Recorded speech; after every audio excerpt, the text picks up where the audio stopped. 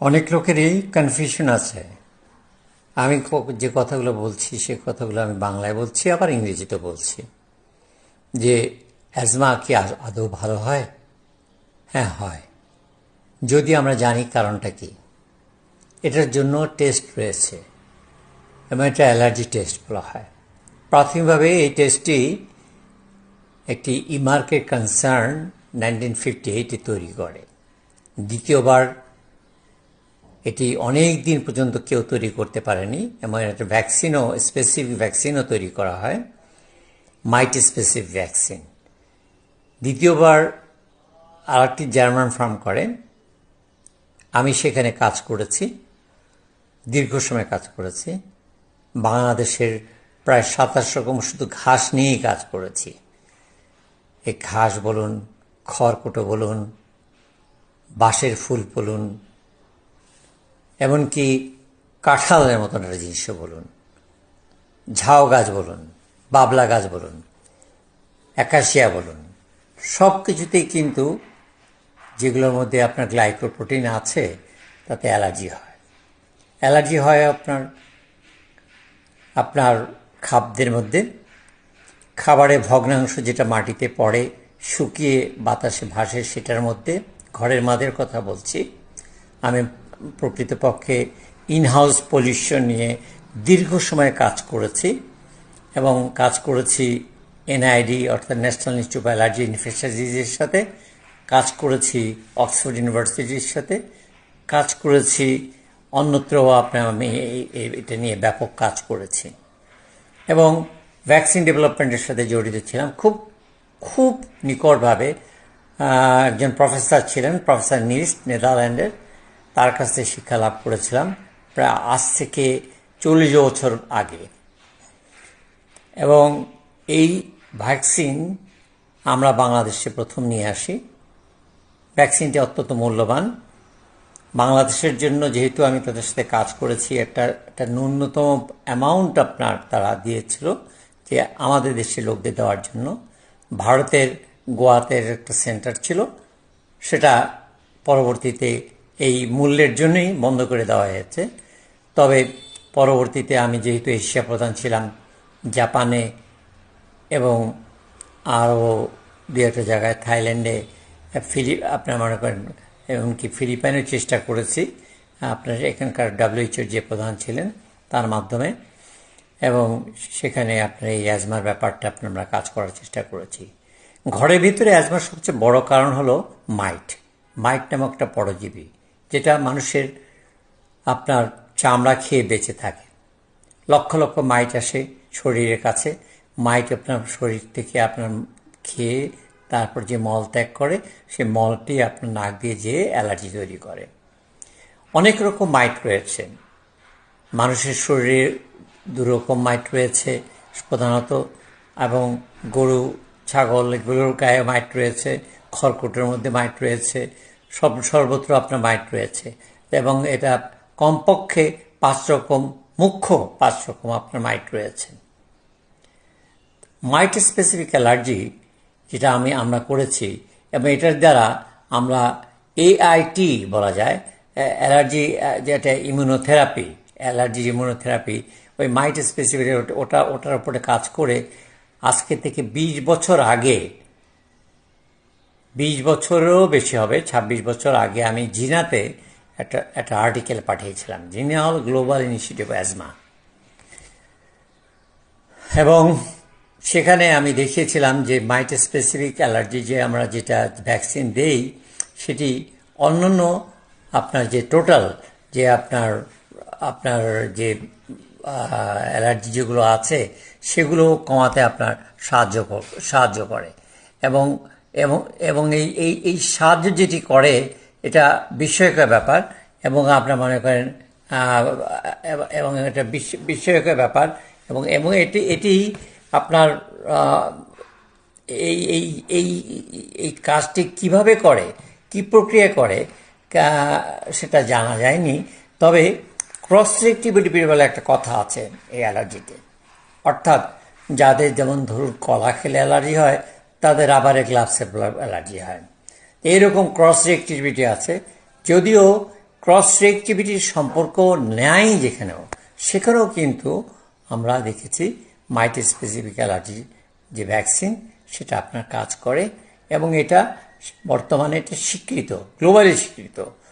Globally স্বীকৃত এবং আপনার হাউস ডাস্ট মাইটের যেটা আছে এটা ক্লিনিক্যাল সিমটমসগুলোকে আপনার কমিয়ে দেয়, এবং যে এয়ারওয়ে যে হাইপার রেসপন্সিভনেস আছে সেটাও কমিয়ে দেয়, এবং আপনার পরবর্তীতে এটাকে ন্যাচারাল কোর্স অফ যে অ্যাজমা যেটা রয়েছে সেই কোর্স অফ অ্যাজমাটাকে আপনার কমিয়ে দেয়, কয়েক বছর অনেক সময় কমিয়ে রাখে।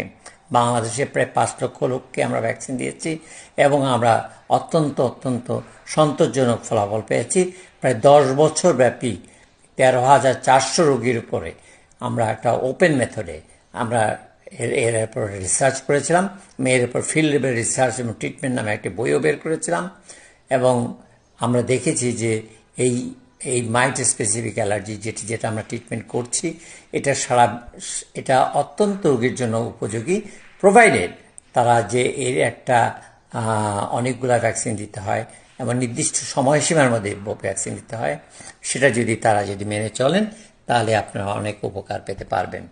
তবে একটা কথা মনে রাখতে হবে যে বাতাসে যে ভাসমান কণা রয়েছে, আরও 40,000 উপাদান রয়েছে যারা কিনা আপনার প্রভোকিং ফ্যাক্টরস হিসাবে পরিচিত, যেগুলো কিনা অ্যাজমা তৈরি করে, সেগুলোর জন্য কোনো না কোনোভাবে মূল্য দিতে হয়। আর বিশেষ করে বর্তমানে বাংলাদেশ যেখানে অত্যন্ত দূষণযুক্ত এলাকা, এবং বায়ু দূষণ বিশেষ করে পেট্রোকেমিক্যাল দূষণ থেকে আরম্ভ করে কলকারখানার দূষণ রয়েছে এবং হাইড্রোকার্বনের দূষণ রয়েছে, পাতা এবং অন্যান্য যে সমস্ত অর্গানিক ম্যাটেরিয়াল যেগুলো পোড়ানো হয় সেগুলোর দূষণ রয়েছে, এবং এই দূষণগুলো বাতাসে ভেসে বেড়ায় এবং এগুলো আপনার নাক দিয়ে ফুসফুসে যায়। শুধু অ্যাজমা নয়, এর সাথে আপনার সিওপিডি নামে একটা অসুখ তৈরি করে, অর্থাৎ ক্রনিক অবস্ট্রাকটিভ পালমোনারি ডিজিজ, এবং এটির কোনো সুনির্দিষ্ট কিন্তু আপনার যে চিকিৎসা আছে যেটা কিনা আমরা তাৎক্ষণিক বা আমরা দিয়ে থাকি বা তাদের জীবনকে দীর্ঘায়িত করার জন্য দিয়ে থাকি, কিন্তু আলটিমেটলি এই সিওপিডি আপনার ব্রেনকে অ্যাফেক্ট করে, এই সিওপিডি আপনার হার্টকে অ্যাফেক্ট করে, আপনার হার্টে আপনার ফেলিওরকে অ্যাগ্রেভেট করে, এবং আপনার শরীরে ক্যান্সার তৈরি করে, এবং এবং এবং নানাভাবে আপনার আয়ু প্রায় 10 বছর কমিয়ে দেয়, কমপক্ষে 10 বছর কমিয়ে দেয়। এবং যেমন একটা সিগারেটের স্মোকিং আপনার 8 মিনিট, 1 সিগারেট আপনার 8 মিনিট আপনার আয়ু কমিয়ে দেয়। সেরকম আপনার মনে করেন এই যে বাতাসে ভাসমান কণা 2.5 মাইক্রন পার্টিকেলস, সাসপেন্ডেড পার্টিকেলস, এগুলো আপনার মানুষের শরীরের জন্য অত্যন্ত ক্ষতিকর। আসুন আমরা সবাই মিলে এর জন্য কাজ করি। আমি চেয়েছিলাম, আমি যেহেতু একসময় ইউএনইপির অ্যাডভাইজার ছিলাম প্রায় 4 বছরের বেশি সময়, এবং 8টা দেশের আপনার বায়ু দূষণ নিয়ন্ত্রণের জন্য যা করণীয় সেগুলো আমরা লিখেছিলাম, করেছিলাম, প্রকাশিত হয়েছে সেগুলো। স্টকহোম ইউনিভার্সিটির সাথে কাজ করেছি, এবং কি করে অ্যাসিড অ্যারোসল কমানো যায়, যে অর্থাৎ বায়ুতে আপনার যে অ্যাসিড তৈরি হয়, কিংবা ওজন, গ্রাউন্ড লেভেল ওজন, যেটা কিনা আপনার ঠিক মাটি লেভেলে এসে যে অক্সিজেনটা আপনার ওজন হয়ে যায়, যেটা কিনা শরীরের জন্য ক্ষতি করে। কার্বন মনোক্সাইড, কার্বন ডাইঅক্সাইড সেগুলো তো রয়েছেই, সালফার ডাইঅক্সাইড যেটা আপনার পেট্রোলে থাকে সেটা তো রয়েছেই, পেট্রোকেমিক্যালে রয়েছে। আমরা এর জন্য আমাদেরকে অত্যন্ত একটা প্র্যাগম্যাটিক চিন্তা করতে হবে, এবং আমার সেটাকে আপনার বাস্তবে রূপ দিতে হবে। তবে দুঃখের বিষয়, যারা এই বিষয়গুলোকে জানেন না বা বিস্তারিত জানেন না বা সায়েন্টিফিক্যালি এটাকে অ্যাপ্রোচ করেননি, যারা আমাদের মতন ডিকেডস আপনারা এই বিষয়ে কাজ করেনি, তাদের পক্ষে এই বিষয়টি বোঝা এবং এই বিষয়টি নিয়ন্ত্রণ করা অত্যন্ত কঠিন। আমাদের যদি কেউ সাহায্য চায়, এমনকি সরকার যে বর্তমান সরকার আছে, আপনার মিস্টার তারেক জিয়া যিনি আসছেন, তার বাবা তার সাথে আমি একসাথে সামরিক বাহিনীতে যুদ্ধ করেছি, এবং আমার ভাই সহ আমরা যুদ্ধ করেছি 71-এ, এবং বর্তমানে যে স্পিকার আছেন মেজর হাফিজ, তার সাথেও আমরা খুব ক্লোজ ছিলাম, এবং তারা যদি এগিয়ে আসেন, তারা যদি আমাদের বুদ্ধি পরামর্শ নিতে চান, তাহলে আমরা বাংলাদেশকে অনেকটা দূষণমুক্ত করতে পারবো। তবে কথা মনে রাখতে হবে যে আমাদেরকে বিকল্প জ্বালানি শক্তির কথা শুধু চিন্তা করলে হবে না, ব্যাপক হারে কাজ করতে হবে। 2008 সনে আমি জার্মানদের সাথে কাজ করেছি এবং জার্মানদের সাথে তারা আপনাদেরকে অনেক কিছু দিয়ে সাহায্য করতে চেয়েছে। তৎকালীন হাসিনা সরকার সব কিছু নিতে চায়নি এবং আমরা বিদ্যুৎ অপচয় রোধ করা সহ এই বিদ্যুৎ অপচয় তো আপনার এই যে জ্বালানি যে জ্বালানির কথা বলছি, সেই জ্বালানির ব্যাপারে আমরা কথা বলেছি। নিউক্লিয়ার রিঅ্যাক্টর একটা যেটার উপর রয়েছে সেটা অনেক আগেই শেষ হতে পারতো, সেটাও শেষ হয়নি। সেটাও কিন্তু আমাদের জন্য জন্য দুর্ভাগ্য এবং তাতেও কিন্তু আমাদের একটা দূষণমুক্ত পরিবেশ আপনার আসবে। এবং সেই সাথে আমাদের যে সমস্ত উইন্ডমিল যেগুলো আছে, যেগুলোকে আমরা তা চালাতে পারি, আমাদের দেশে সমুদ্রের কূলে আমরা এগুলো চালিয়ে করতে পারি, বা আপনার সোলার প্যানেল যেগুলো আছে ব্যাপক হারে আমাদের দেশে এত রৌদ্র, আমরা সোলার প্যানেল দিয়েও কিন্তু অনেক একদম বাধ্যতামূলক সোলার প্যানেল ব্যবহার করতে পারি, যেটা কিনা জার্মানি করেছে। এই বাধ্যতামূলক সোলার প্যানেল করলে আমরা অনেকটাই এই হাইড্রোকার্বন থেকে বেরিয়ে আসতে পারবো এবং অনেকটা দূষণমুক্ত পরিবেশে থাকতে পারবো। সেই সাথে রাস্তাঘাট, রাস্তার আশেপাশে আবর্জনা, এগুলোকে পরিষ্কার করা, ডিসপোজ করা এবং এগুলোকে আলাদাভাবে মনে করেন